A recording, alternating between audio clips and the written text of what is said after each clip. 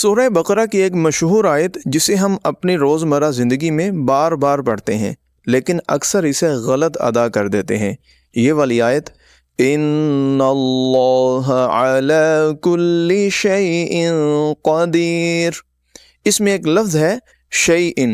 یہاں بہت سے لوگ تجویدی غلطی کر جاتے ہیں۔ لفظ شیء میں تنوین کے بعد قاف آ رہا ہے اور قاف حروف اخفا میں سے ہے، لہذا یہاں پر اخفا ہوگا۔ درست ادائیگی یوں ہوگی شیء قدیر، یعنی تنوین کی آواز کو ظاہر نہیں کریں گے بلکہ ناک میں چھپا کر ادا کریں گے، لیکن بعض لوگ اسے یوں پڑھ دیتے ہیں شیء قدیر، یعنی تنوین کی نون کو صاف ظاہر کر دیتے ہیں، جو کہ درست نہیں۔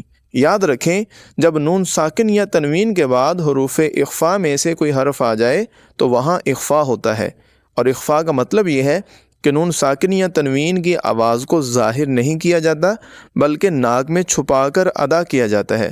لہذا ایسی چھوٹی چھوٹی غلطیوں سے بچیں اور قرآن پاک کو صحیح تجوید کے ساتھ خوبصورت انداز میں پڑھیں تاکہ ہماری تلاوت درست اور مقبول ہو۔ مزید ایسی اصلاحی ویڈیوز کے لیے رحمانیات چینل کو سبسکرائب کریں۔